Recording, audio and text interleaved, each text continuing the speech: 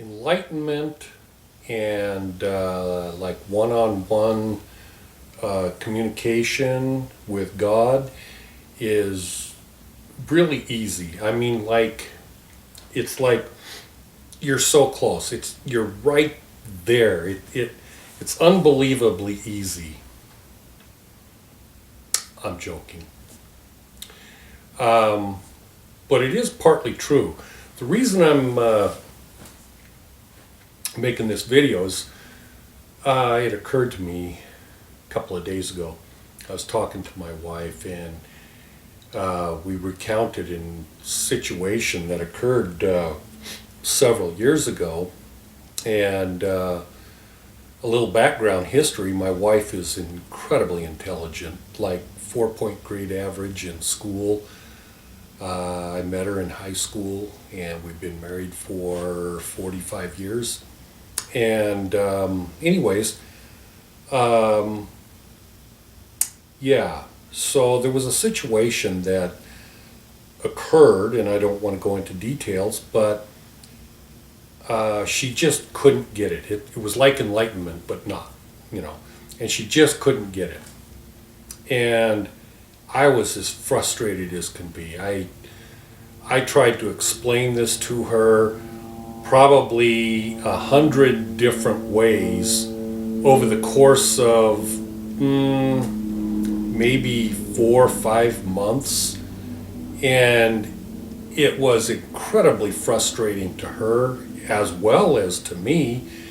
And it was just a situation where, and I would tell her, just like that, just like that, you could change, and you could get it. It's I don't understand what is so difficult. Well, of course, that wasn't very kind on my part. It was incredibly insensitive on my part. But I was forgetful of the process that it took for me to learn it. And I was thinking about that the other day. And I was thinking, many situations in my life have happened like that, where, to cut to the chase, the whole point of this video is about enlightenment and one-on-one communication with God. So, back to the story. There's many times in my life, for instance, when I was 23 years old, I'm guessing, I went to work for this construction company, and I was brand new. I mean, and the owner said, well, you need to learn how to do this. And they had machines and all of this stuff, and I thought, my Lord, it would take a lifetime to learn this stuff. I don't even know how in the heck they do this. This is so complex, it's unbelievable. Well, to make the story short, within a year, I owned my own business, the exact same business that I thought would take a lifetime to learn. Another story, I think I was, I think I was 20 years old. I was in a church, and it was called a priesthood meeting. And the instructor was talking and everything, and I thought, oh my Lord, I haven't a clue what this person is talking about. I've got my book open. I'm marking this and that. And I remember thinking, to this day I can distinctly remember, there's no way in my life that I could ever understand to the extent that the instructor does. It's impossible. It's just absolutely impossible. And obviously, years went by, and, well, it's not obvious to you. And I learned it all, and I exceeded. And in fact, I was the priesthood instructor many years later. So my point being is, I'm guessing it's probably common to most people. When you learn something, a lot of times you forget the process that it takes to go from point A to point B. And when you're at point B and you see someone at point A, from your perspective, it's like, oh my Lord, it's not that difficult. I mean, why don't you open your eyes? Their Buddhist says, you need to wake up. Just wake up. Well, I am awake, says everyone. Well, no, you're not. Wake up, wake up. Well, Jesus did the same thing. And yeah, we forget the process. So here's the thing. I remember the discussion with my wife a few days ago. I was recanting or recalling the situation, and I go, you know what? I distinctly remember the scenario playing out, and I remember thinking, many years down the road, thinking, I'm not a stupid person. I have figured out a lot of things in life. I'm not a stupid person. And as such, I can distinctly remember scenarios in my life where it's like, how do you learn this stuff? And some of the things took me 20 years to learn. And I tried as hard as I could, and it took me maybe 20 years to learn a certain thing. So, and then when I got to that point, I look back, and over that 20-year process, after maybe 10 years, I'm thinking, well, it's not that difficult. I mean, you're so close. How difficult? And I thought, you know what? I was in those shoes, and I couldn't wake up. I couldn't change like that. Even though right now I think, well, how difficult could it be? But I couldn't do it. So my point being is, yes, there's a path to enlightenment. Yes, there's a path to having one-on-one communication with the creator of the universe. Most people don't get that. When I say most people, I don't know how many people on the planet Earth right now that are enlightened. If I were to take a wild guess, I would say less than 100 people on the entire planet are enlightened, spiritually speaking. And I would say one-on-one communication with God, who knows? Maybe every 1,000 years, a couple people have one-on-one communication with God. And so it doesn't seem that difficult when you get there. It's just like that. And yet it's not just like that. It's not just like that. So the problem is it's like a lot of people, well, first off, let's back up here. If you had to have a spiritually enlightened master teach you as your own personal guru, well, you'd be hard-pressed to find one in the world. So you're going to have to settle for unenlightened spiritual masters for the most part. And there's nothing wrong with that, because they know the material pretty well. They can get you pretty far down the road. I don't like it when they lie and pretend or even say that they're enlightened when in fact they're not. I don't like that. That gives me the impression that in fact they have motives that the motive behind that is that they like power and authority and stuff, rather than the love of you or the love of mankind or the love of God or whatever the case may be. So I don't like it when people deceive you. I would rather they just simply say, I'm not enlightened, but I know what the instructions are, and I can teach you in that way. So, and me personally, I will tell you, yeah, I'm enlightened, just like Buddha was enlightened, and I've had one-on-one communication with God. But that took, I would say, a good 50 years of my life. And it was a byproduct, actually, because I was not searching for either one. Well, I was searching for God, but not in a fashion that I actually expected to receive that sort of experience, if you will. It just was the byproduct. It's like if you read a math book and you continue to study, the byproduct of that, you'll be a mathematician. So I think the first thing to do, and most people don't because they don't understand, what is enlightenment? What is spiritual enlightenment? And I mean, Buddha made it clear, except that nobody understands what Buddha taught about it. But a lot of people, or the way it's written, is that enlightenment that Buddha talked about was he learned the secret of life and everything. But that's not true. That's just what they teach. What the truth is, he learned what it wasn't. He learned what life and reality wasn't.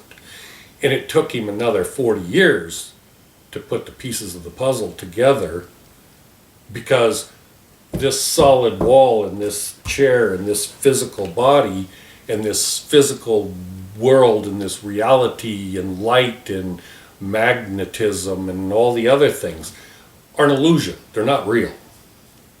Just like when you wake up in the morning from a dream, where's the tangible evidence of what that dream was? There's none, other than what's up here in your memory, if in fact you can remember that dream. Other than that, there's no tangible evidence that that dream ever existed or was real. The only place that it's real is in your mind.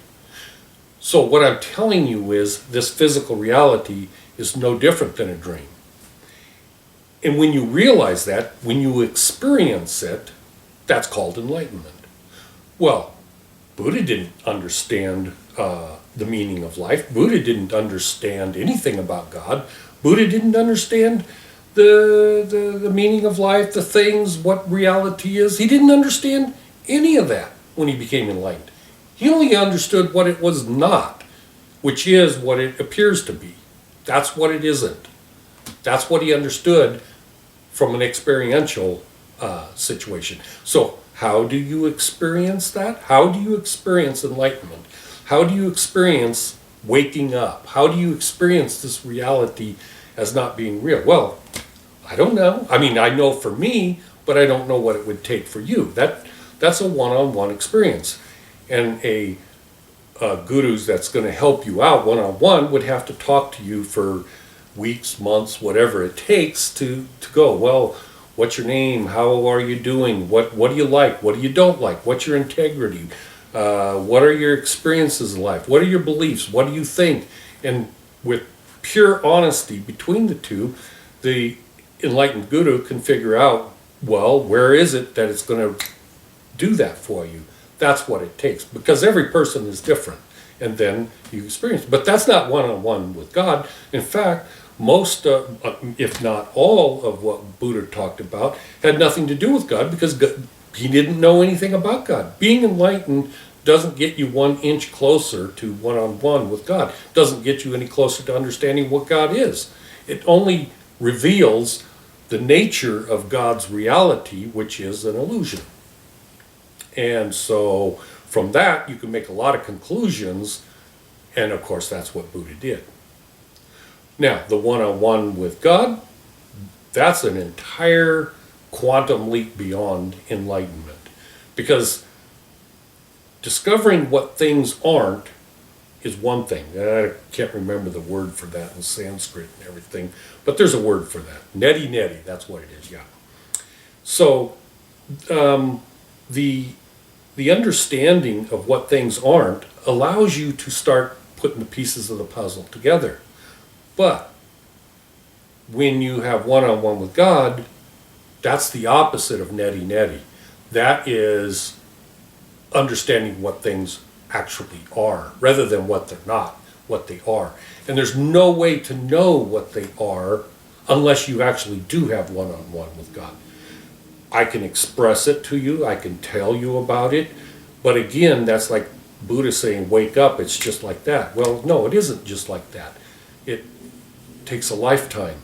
And it may be quicker. I don't know. But I can tell you right now, when I think of my own abilities, of my intelligence and my abilities and the things I can do in life right now and what I've accomplished in my life, I don't feel like I'm average. I feel like I'm above average in my accomplishments and my abilities and stuff like that. And I can tell you right now, it was beyond comparison difficult. And a thought comes to my mind. People always say surrender, the people that teach spirituality. Well, you have to surrender this and you have to surrender that. That's kind of a pet peeve of mine, because surrender connotates in your mind a weak individual, someone who gives up sort of thing. Well, you have to surrender. You have to surrender to the guru. You have to do this. You have to do that. I don't like that, because that is more like the shadow type thing that I was talking about yesterday. Surrendering, no. You have to be the most powerful, the most strong, the most with the most integrity, the most strenuously strong-willed individual you can possibly imagine, to force your ego, to force your mind, to force yourself to give up. So is that surrendering? Well, if you want to call that surrendering, I think a better word is more appropriate, and I don't know what the word would be at this time. But what is surrendering? Whatever it is that's surrendering, that ain't the ego. That ain't this, that ain't that. That's the essence, soul, call it whatever you will, but that damn thing has got to be so powerful and so hell-bent strong on discovering something that it's willing to force the spirit, the body, the ego, and everything to surrender, to wake up, if you will. So when you hear people say, well, you have to surrender to the guru, well, remember, back that up, and realize this is not an easy thing to surrender. No. That only the most powerfully strong spirited people that have ever existed have the ability and the strength and the inner strength to force a surrender. Otherwise, you are weak and you give in to the wills of the world, and you don't have the strength to do this or that or whatever. Does that make sense? Anyways, those were a couple thoughts that are on my mind, and I wanted to talk about it because I thought it was kind of important. I think it's unfair for people to teach others. My wife went through that scenario, and I think it's unfair to teach people, well, you can change like that. Well, enlightenment is right there. You're already enlightened. All you have to do is turn your head to the left or something. I mean, no, this is not true. It is not true at all. It's BS. Even though you may be right there, and even though the closeness is so close that but that's like saying you're in your dream and you're dreaming, and somebody says to you, you have to wake up. Okay, I'll wake up. And then let's say you do wake up, and then 10 minutes later you find out you're still dreaming. It's like, well, just because they say wake up, and just because you say wake up in your dream doesn't mean you're going to wake up. Just because you think you woke up in your dream doesn't mean you woke up. It's very, very, very, very, very, very, very difficult to wake up from this reality. But once you do, people talk about enlightenment like, well, it kind of comes and goes. These are people that don't know what the hell they're talking about. It's like Buddha woke up, and it's like, well, Buddha, does it come and go? No, I don't think so. Does that make sense to you? It doesn't come and go. Neither does one-on-one with God come and go. Once these things occur, they stick with you, well, forever. Forever. Karma. Yeah, that's another thing. I'm going to save that for another video. By the way, there's no such thing as karma. Well, there is, but it has absolutely nothing to do. You know, most things in spirituality are about 180 degrees out of sync with what is actually real. Karma is one of those things. It absolutely isn't what they say it is. Absolutely not what they say it is. Totally different, totally different. Anyways, thanks for watching. Bye.